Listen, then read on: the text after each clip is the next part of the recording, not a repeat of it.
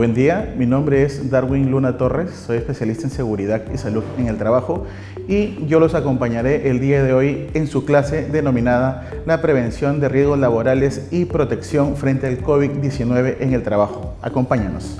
Para iniciar el tema, debemos recordar primero la siniestralidad laboral. Para ello, recordemos que dentro del 2011 al 2020 han ocurrido 184.771 notificaciones entre accidentes de trabajo mortal y accidentes de trabajo no mortales. Las estadísticas nos reflejan que al menos existe 51 accidentes de trabajo no mortales al día y un accidente mortal cada 2 días. Además, se precisa que existirían en promedio 2 incidentes peligrosos cada día. Por eso es importante la gestión de la seguridad y salud en el trabajo y la prevención laboral y el cumplimiento del rol como garante del empleador en materia de seguridad y salud en el trabajo. Por consiguiente, hay que recordar qué es lo que nos precisa la Ley 29783. Por un lado, nos refiere que tiene como objetivo que se debe promover una cultura de prevención de riesgos laborales. Para eso le otorga, en este caso, al empleador el rol de prevención. Se lo refería con antelación. Tiene un rol de garante el empleador. Por su lado, el Estado, a través de SUNAFIL, ejerce un rol de fiscalización y control. Además, ha determinado un rol importante para los trabajadores y sus representantes sindicales. Ante ellos tienen la participación dentro del sistema de gestión de seguridad y salud en el trabajo. Para ello es necesario recordar uno de los principios, que es el principio de prevención, donde se le otorga en este caso al empleador un rol de garante y es responsable en materia de seguridad y salud en el trabajo, no solamente para sus trabajadores, sino también para aquellos trabajadores que sin tener un vínculo laboral se encuentran dentro de las instalaciones de este. Además del principio visto con antelación, el día de hoy también vamos a tocar el principio de responsabilidad, pues hay que recordar aquí que el empleador debe o asume, en este caso, las implicancias económicas, legales y de cualquier otra índole por un accidente o una enfermedad que sufra el trabajador en el desempeño de sus funciones. Es decir, este empleador siempre sería responsable cuando ocurra algún tipo de lesión o alguna afectación en la salud del propio trabajador. La Ley de Seguridad y Salud en el Trabajo es la Ley 29783. En este caso establece que debe ser aplicada a todos los sectores. Por lo tanto, resulta ser aplicable para el sector de la actividad privada, para el régimen de la actividad pública, para las Fuerzas Armadas, fuerzas policiales y trabajadores por cuenta propia. Por lo tanto, resulta ser aplicable de forma transversal por todos los empleadores y trabajadores. Sin perjuicio de lo precedido, hay que recordar que todo empleador tiene 3 tipos de responsabilidades. Una es la responsabilidad civil, que corresponde a indemnizaciones.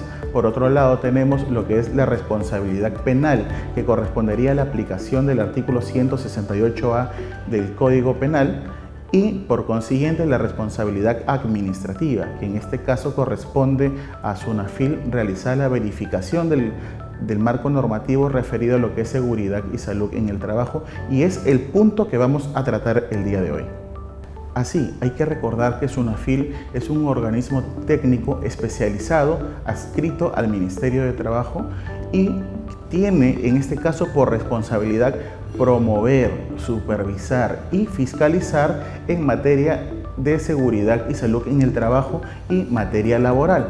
Por tanto, se insta a que todos los empleadores deban de cumplir con sus obligaciones. Asimismo, los trabajadores deban cumplir con el marco normativo referido a la participación dentro del sistema de gestión de seguridad y salud en el trabajo. En esta línea, una de las obligaciones que tiene el empleador es el de implementar un sistema de gestión de seguridad y salud en el trabajo. Es decir, todo empleador debe implementar este sistema de gestión, el cual deberá ser elaborado en función ¿a qué? Al tipo de empresa u organización que soy. 2. Al nivel de exposición a los peligros y riesgos que tengan mis trabajadores. O en su defecto, por las personas que se encuentren dentro de las instalaciones. Además, se debe considerar la cantidad de trabajadores que estarían expuestos a esos diferentes factores de riesgo. Por lo tanto, cada empleador deberá cumplir a cabalidad con este requisito estipulado en el artículo 25 del reglamento de la Ley 29783.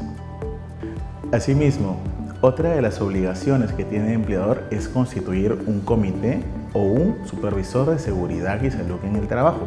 Para ello debemos precisar algo importante.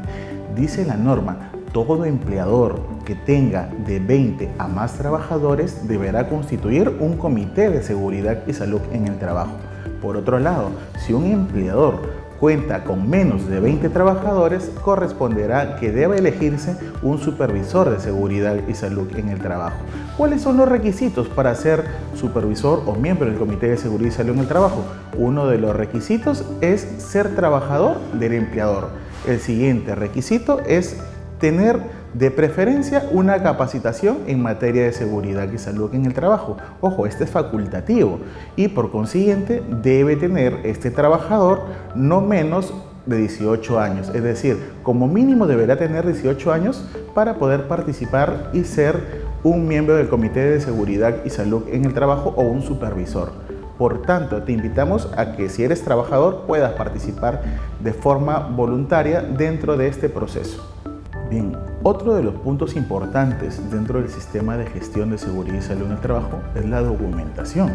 Para ello debe contar el empleador con una política y objetivos en materia de seguridad y salud en el trabajo, el reglamento interno de seguridad y salud en el trabajo, que se vuelve obligatorio cuando el empleador tiene de 20 a más trabajadores, el I-Per-C, que es obligatorio para todos los trabajadores. Además, debe contar con un mapa de riesgo. Por otro lado, dentro de la documentación se considera a la planificación de la actividad preventiva. Luego se tienen a los programas anuales de seguridad y salud en el trabajo. Asimismo, debe contar dentro de su documentación con los registros establecidos dentro del artículo 33 del reglamento de la Ley de Seguridad y Salud en el Trabajo. Y posteriormente se debe contar con 2 libros según lo que refiere nuestra disposición normativa. En este caso es el libro de actas del Comité de Seguridad y Salud en el Trabajo y también un libro de actas del acto de elección del Comité de Seguridad y Salud en el Trabajo. Para ello diferenciemos estos libros. Uno es el libro de actas, el cual debe ser llevado dentro de las reuniones y donde van a constar los acuerdos, y el siguiente es el libro del acto de elección, donde va a ir los documentos que motivaron la elección del Comité de Seguridad y Salud en el Trabajo. Cuando hablamos de la parte preventiva, hay que recordar pues que existen responsabilidades y para ello vamos a tocar la responsabilidad del empleador en materia de seguridad y salud en el trabajo. Una de las responsabilidades del empleador es que debe entregar una copia del reglamento interno de seguridad y salud en el trabajo a cada trabajador. Además, debe realizar como mínimo 4 capacitaciones al año. Y para esto recordemos el decreto legislativo 1499, que nos precisa que esas capacitaciones también pueden ser virtuales. Es decir, no solo serán capacitaciones de forma presencial, también existen capacitaciones de forma virtual y son válidas. Además, debe adjuntarse al contrato de trabajo una descripción de las recomendaciones en materia de seguridad y salud en el trabajo para su puesto de trabajo. En este caso, deberá brindar facilidades económicas, deberá elaborar un mapa de riesgo y, dada la coyuntura, debe elaborar un plan para la vigilancia, prevención y control del COVID-19 en el trabajo. Asimismo, deberá entregar una copia a cada trabajador una vez que haya sido aprobado y registrado en el SIS-COVID-19. Para hablar de prevención de riesgos debemos considerar también cuáles son las condiciones especiales que debemos considerar dentro de nuestra prevención de riesgo. Para ello debemos considerar pues la naturaleza, en este caso, de las gestantes, la gestión de riesgo para las lactantes y asimismo debe considerarse las condiciones especiales de cada trabajador según lo que refieren los artículos 65, 66 y 67 de la Ley 29783. Ahora sí, vamos a tocar un punto importante dentro de esta clase, que es hablar sobre los principales riesgos que están asociados a las actividades de los trabajadores. Para ello debemos precisar que todos los trabajadores siempre van a estar expuestos a los diversos factores de riesgos, entre ellos químico, físico, biológico, disergonómico o ergonómico y psicosociales. Y aquí dentro de los biológicos consideramos a la COVID-19. Hoy en día debemos considerar que no solamente la COVID-19 es el factor de riesgo determinante, sino que existen otros factores de riesgo, tal como lo estamos citando aquí, y que debemos considerarlo incluso dentro de nuestra matriz HIPER. En esta línea hablamos de prevención de riesgo, hablamos de HIPER o HIPER-C. Aquí hay que recordar algo importante. El artículo 77 del reglamento de la Ley de Seguridad y Salud en el Trabajo, que fue modificado por el Decreto Supremo número 02 del 2020, precisa de que deban contenerse ciertas condiciones para elaborar nuestro HIPER-C. Entre ellos, de que deba ser elaborado por cada puesto de trabajo, que deba ser puesto en consulta a los trabajadores, al comité o al supervisor de seguridad y salud en el trabajo, que deba ser elaborada por un profesional competente y ser actualizado al menos una vez al año. Es decir, este referente debe acoger todas aquellas condiciones necesarias para que pueda establecerse o esclarecerse cuáles son los diferentes factores de riesgos que pueden afectar a la salud del trabajador. Para ello debemos identificar plenamente cuáles son estos peligros, posteriormente evaluar cada uno de estos riesgos, ponderarlos y finalmente determinar cuáles van a ser los controles y, de acuerdo a la jerarquía de estos mismos, deberán considerarse y deberán implementarse a cabalidad, a efectos de que se pueda cumplir y prevenir los riesgos y accidentes de trabajo.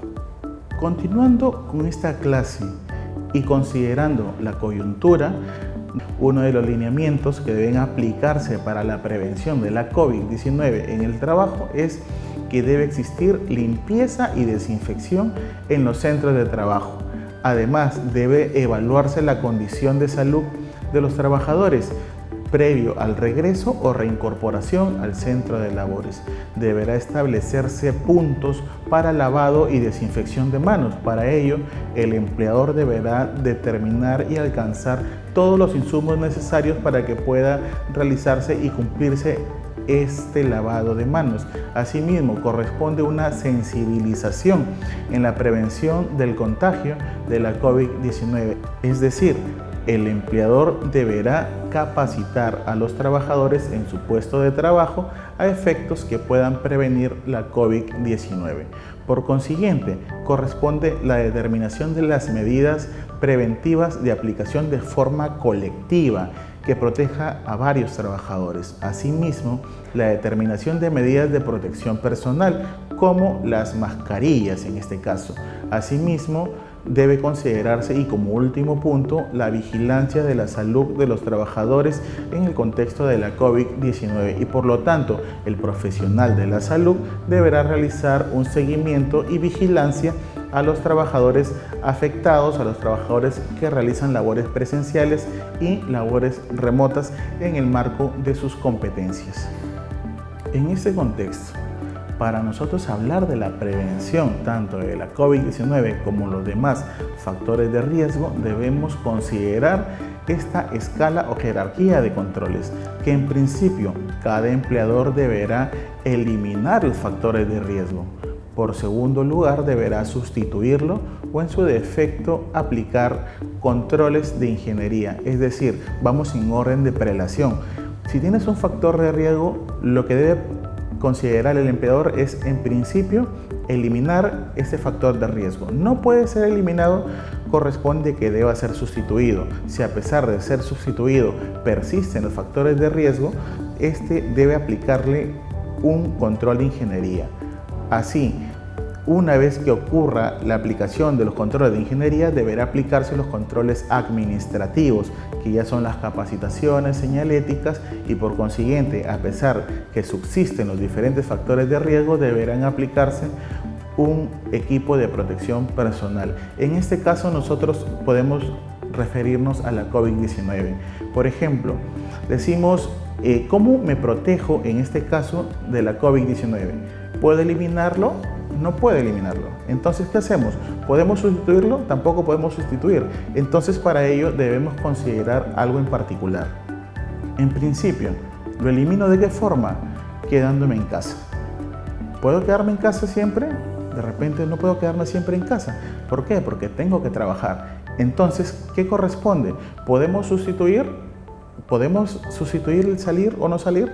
Muy bien, apliquemos entonces el trabajo remoto, teletrabajo. Hagamos compras online, pero nunca vamos a recibir a nadie en casa. Entonces apliquemos otras medidas. Entonces apliquemos controles de ingeniería. Dentro de los controles de ingeniería podemos apliquemos barreras que permitan el distanciamiento. Sin embargo, podría aún salir contaminado o contagiado por la COVID-19. Aquí corresponde pues aplicar controles administrativos y para ello yo puedo establecer señaléticas por aquí no ingrese, capacito, guardo un distanciamiento, sin embargo aún puedo estar contagiándome de la COVID-19.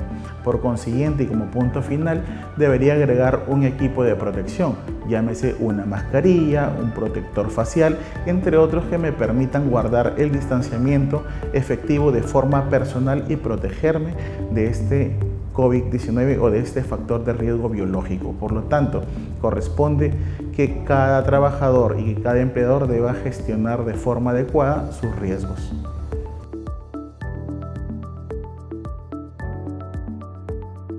Para ello vamos a determinar cuáles son las principales medidas de seguridad. Entre ellas tenemos pues que se debe evitar compartir artículos personales tales como cubiertos, platos, vasos, botellas, evitar estar en ambientes cerrados o confinados. Debemos establecer un espacio abierto, además de utilizar de forma adecuada mis equipos de protección personal. Muy bien. Hablando de parte preventiva, debemos considerar el uso correcto de nuestra mascarilla. Para eso, en principio, debemos lavarnos nuestras manos, desinfectarnos nuestras manos, para poder proceder a utilizar de acuerdo a lo que estamos mostrando en esta gráfica. Además, debe considerarse las medidas del distanciamiento social, es decir, debo permanecer como mínimo 1 metro de distanciamiento de otro trabajador a efectos de evitar el contagio de la COVID-19. Debemos mantener la distancia para evitar ese contagio. Debemos tener también medidas adecuadas para la higiene respiratoria, en este caso utilizar mi antebrazo si es que voy a estornudar o en su defecto si utilizo una mascarilla y estornudo, esta debe ser desechada en un lugar adecuado. Por consiguiente, debemos recordar que debe lavarse siempre o rutinariamente las manos al menos 20 segundos que permita lavarme y desinfectarme de forma adecuada las manos para poder evitar el contagio masivo de la COVID-19. También debemos considerar las señaléticas, son importantes. ¿Por qué? Porque nos permitirá identificar los diferentes factores de riesgo y saber también cómo vamos a lavarnos nuestras manos, cómo deberíamos hacer nuestra higiene de manos en este caso. Por consiguiente, debemos recordar que existen barreras físicas, en este caso las que estamos mostrando nos permiten evidenciar que pueden darse este tipo de estructuras para el ejercicio de la propia labor y guardando el distanciamiento social. Asimismo, podré ejercer mi labor con menor factores de riesgo o con menores riesgos para exposición a la COVID-19. Ojo, recordando también los diferentes factores de riesgos adicionales a los riesgos biológicos. Les dije, físicos, químicos, disergonómicos y psicosociales, entre otros.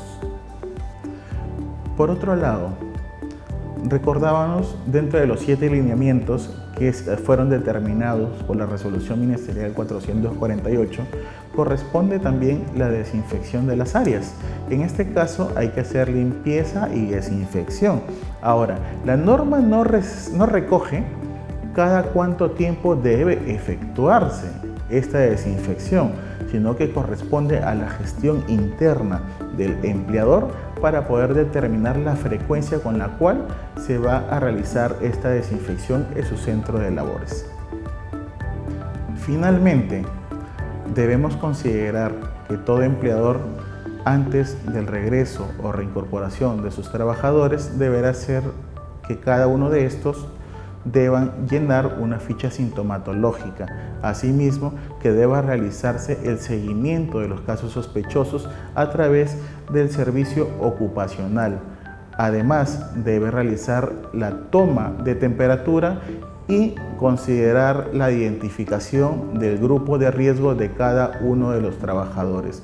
Por tanto, corresponde que todo empleador deba ser diligente y por tanto cumplir con las disposiciones legales. Si queremos prevenir los diferentes factores de riesgo dada la coyuntura, debemos empezar por nosotros mismos e inculcar a nuestros trabajadores a que cumplan las disposiciones legales e internas, en este caso de la empresa, para poder reducir los diferentes factores de riesgos y evitar accidentes de trabajo y enfermedades ocupacionales.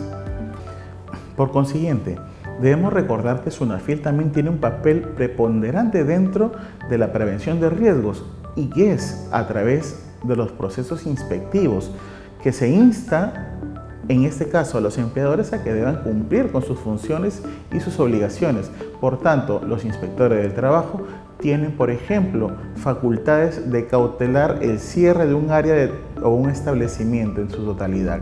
Por consiguiente, la inspección del trabajo puede darse de forma presencial o puede darse también de forma virtual, haciendo uso de las TIC.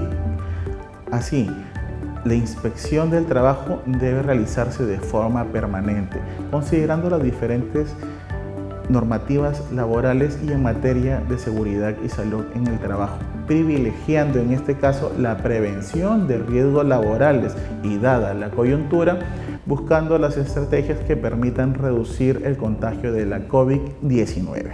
Para poder considerar el factor de riesgo biológico, en este caso de la COVID, vamos a ver cómo SUNAFIL actúa en este caso, cuál es el modelo operacional respecto a la coyuntura. En principio, hay que recordar que todo empleador debe elaborar su plan para la prevención, vigilancia y control de la COVID-19 en el trabajo. Este empleador, a través del Servicio de Seguridad y Salud en el Trabajo, elabora el referido plan. Una vez que ha sido elaborado, es enviado al Comité o Supervisor de Seguridad y Salud en el Trabajo, según corresponda. Este, en un plazo de 48 horas, deberá aprobar el plan. Por consiguiente, una vez que ha sido aprobado el plan, deberá adjuntarse un acta de aprobación. Y estos documentos se anexan y son enviados al correo empresa@minsa.gov.pe. Hasta aquí estamos, que el empleador tiene por un lado la obligación de elaborar el plan y es registrado en el SIS-COVID-19. Una vez que se registra, tal como lo precisé con antelación, debe emitirse una copia del referido plan a cada uno de sus trabajadores, sea de forma virtual o de forma física. En este caso, corresponde a SUNAFIL la fiscalización. Aquí, SUNAFIL va a priorizar y va a priorizar la actuación de intervención de manera preventiva o de forma reactiva según corresponda. Por la parte preventiva se emitirán cartas disuasivas o preventivas, las cuales permitirán que cada trabajador y cada empleador puedan cumplir con lo referido en el plan de prevención, de vigilancia y control de la COVID-19. Para ello, se envía una carta y en la carta se va a anexar un checklist, y en este checklist el empleador deberá registrar con qué cuenta y con qué no cuenta, y a su vez va a haber un feedback y a través de SUNAFIL se va a pedir que con lo que no cuenta debe implementarlo a la brevedad posible. Una vez que ha sido remitida esta información, SUNAFIL podría de oficio generar una orden de inspección. En este caso, la orden de inspección es entregada al inspector y este inspector tiene un plazo de 10 días para poder iniciar funciones. Una vez que inicie su primera actuación inspectiva, tendrá un plazo de 30 días para poder cerrar su inspección. Para ello podrá aplicar medidas de requerimiento, medidas cautelares, y una vez que concluye el proceso de investigación por parte del inspector, podrá concluir en un informe o en su defecto, cuando se ha evidenciado la infracción de disposiciones normativas, corresponderá un acta de infracción. Es decir, el inspector determinará en este caso si se ha cumplido o no se han cumplido las disposiciones legales, dejando por sentado o un informe o un acta de infracción, con lo cual el empleador deberá seguir el trámite que corresponda. Bien, ahora que ya conoces las formas de cómo prevenir los riesgos laborales y protegerte frente a la COVID-19 en el trabajo, ¿qué esperas? Te toca hacer las estrategias necesarias para poder evitar los diferentes riesgos y que ocurran accidentes de trabajo. Te invito a que debas cumplirlos. Bien, conmigo será hasta una siguiente oportunidad. Gracias por participar de nuestra clase. Hasta luego.